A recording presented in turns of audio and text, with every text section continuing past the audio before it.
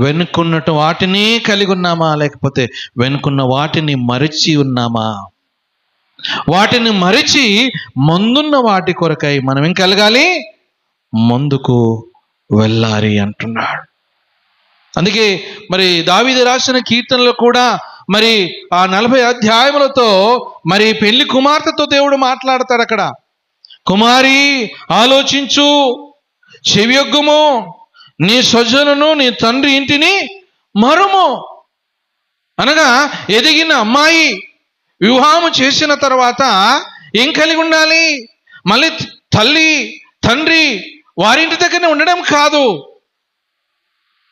నువ్వు ఎవరినైతే చేసుకోబోతున్నావో, ఎవరినైతే నువ్వు చేసుకున్నావో అక్కడ నీ నిర్ణయం తీసుకోవాలి, అక్కడ నీవు ముందుకు వెళ్ళాలి.